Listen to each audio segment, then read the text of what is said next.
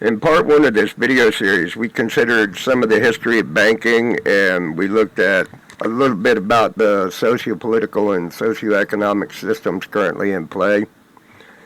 This is going to be part two in the alternative economics series, and in this video we're going to look at some of the different alternative economic prospects that people have put forth and proposed, and we're going to differentiate some key terms. So anyone who's had to pay their bills, buy groceries, fill up their gas tank, or otherwise participate in the modern economic system should have no doubt that the current economic model is broken at best or inevitably destined to fail at worst. Anyone who has been forced to finance anything, either with usurious credit card rates or even funding a vehicle or a home purchase and financing a mortgage with either banks or other financial institutions, and interest rates that are sometimes in the double digits, may even kind of hope for an economic collapse, even if only half-heartedly. Several alternative economic models have emerged over recent years in response to the limitations of the traditional socioeconomic and sociopolitical systems that we currently live in. Some claim that the current systems require constant growth, though I personally believe it's more accurate to say they require constant circulation, which does not necessarily equate to constant growth, but that may be something to consider in a video that's unique to itself.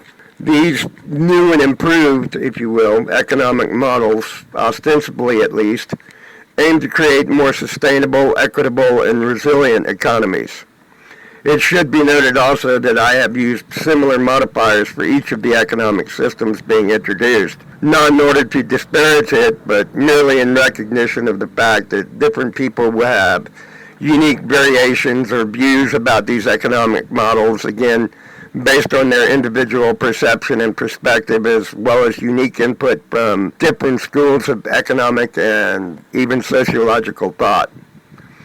It is also important to differentiate between economics and finance, as well as to differentiate between economic systems and the different, though integrated and interdependent socioeconomic and sociopolitical models that we currently have at the forefront of modern economic theory.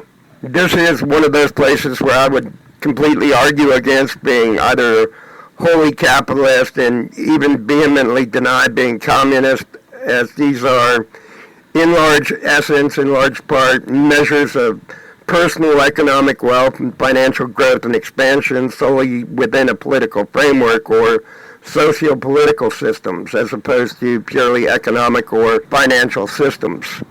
Economics is the social science that studies the production, distribution, and consumption of goods and services. It examines how individuals, businesses, governments, and nations make choices about allocating resources to satisfy their needs and wants, and how these choices interact and influence the overall economy. Economics is more broadly divided into two main branches: microeconomics, which focuses on the behavior and decisions of individual actors, such as households and firms, and macroeconomics, which looks at the economy as a whole, including issues like inflation, unemployment, and economic growth. Things that, again, we covered in the first portion of the video, where central banks were ostensibly put in place to avoid, yet have failed miserably in doing so. Finance, on the other hand, is the field that deals with the management, creation, and study of money or currency, investments, and other financial instruments. It involves the processes of obtaining necessary funds and making investment decisions to grow wealth over time. Finance is concerned with how individuals, businesses, and governments raise and use money.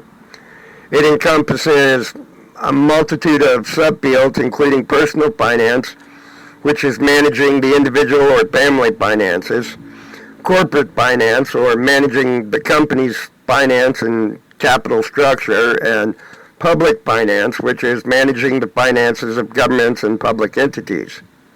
Some of the more prevalent activities in finance include budgeting, saving, investing, borrowing, and managing risk. So, as you can see, economics and finance are two completely unique systems. In terms of sociopolitical systems that are based on economic models or sociopolitical, socioeconomic models, you have communism, socialism, and even capitalism. They're all a combination of socioeconomic and sociopolitical models, all unique, but at the same time they're all effectively political systems based on the same economic, banking, and financial principles as outlined in part one of this video series. In that vein, we're going to look at some of the different economic systems that have been introduced as alternative models and give you a brief explanation about what's there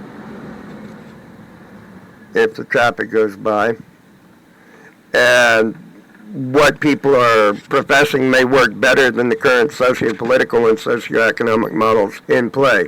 First on the list is circular economics. Circular economics is an economic model that focuses on minimizing waste and making the most of the resources being utilized. Ostensibly, at least, it claims to create a closed-loop system where products, materials, and resources are reused, repaired, refurbished, and recycled for as long as possible. The goal is to reduce detrimental environmental impact, enhance resource efficiency, and to promote sustainable economic growth. Next on the list is value-based economics. The value-based economics is an economic model that proclaims to prioritize the creation of social, environmental, and economic value over mere financial profit. It considers the broader impacts of economic activities on society and the environment. Businesses and organizations alike operating under the model aim to generate positive outcomes for all of the individuals, all of the stakeholders in that economic system, including the employees, customers, communities, and the planet as a whole. In essence, at least, this is what we are introducing through the foundation, but there are some very important caveats that will be noted in Part 3. Primarily, we're not trying to introduce an alternative economic system that replaces the current economic system, but rather to create a supplemental economic system that supports and strengthens the current economic, or at least the socioeconomic and sociopolitical systems that exist currently. Next on the list is an economic system called shared economics, or what is sometimes also known as collaborative economics. This is a model that is based on the sharing, swapping, renting, or lending of goods and services. It's typically facilitated by digital platforms, and it promotes the efficient use of resources. Theoretically, at least, it reduces waste, and it can increase access to goods and services. Up next on the list is solidarity economics. This is an economic model that purportedly, at least, emphasizes social solidarity, cooperation, and mutual support. It includes a diverse range of economic activities that prioritize social welfare, community well-being, and democratic governance. Some examples include cooperatives, social enterprises, and community-supported agriculture. So you can see that, again, this is a unique economic model, but it has been incorporated into the existing socioeconomic and sociopolitical systems so as not to risk destabilization that may otherwise occur. Next up is another very popular model. It's called regenerative economics. And this is an economic model that supposedly, at least, focuses on restoring and regenerating natural and social systems. It aims to create economic systems that work in harmony with ecological processes, enhancing the health and resilience of ecosystems and communities.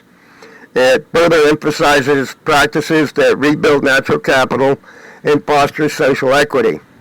Next on the list we have donut economics, which in theory at least is very similar to urban design and to some of the more comprehensive community developments and sustainable community developments that are increasingly common, at least in theory, across the world.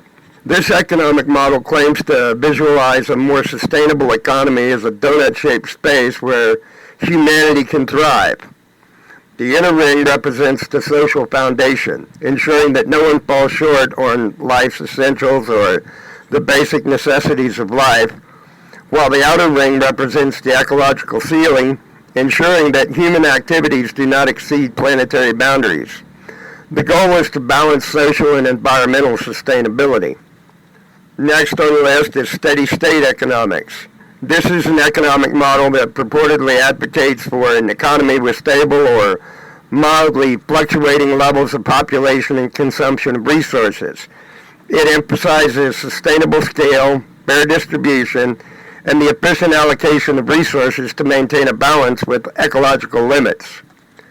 And finally on our list is degrowth economics. This is an economic model that challenges the focus on economic growth and instead advocates for the intentional downscaling of production and consumption in order to achieve environmental sustainability and social equity. It calls for redefining progress and well-being beyond GDP or gross deficit product growth. These alternative economic models offer diverse approaches to addressing contemporary challenges such as environmental degradation, social inequality, and resource scarcity. Virtually all of these economic systems have both good points and bad points, and this video should not be seen as us promoting or abdicating any of these economic systems in and of themselves. Neither is the intention to get into any long-winded debates about which of these models, or the many others that are not even mentioned here, are the best ones or may potentially be the best ones for systemically sustainable human growth and development. The reason behind this video is actually to establish that there are in fact many alternative economic models to choose from, but implementing them is the biggest challenge of all, and we're going to look at that in part 3 of this video series. So as always, if you have any questions, if you'd like to know more, if you have any comments or concerns, we'd love to hear from you. Please let us know in the comments below, and we look forward to hearing from you. Bye.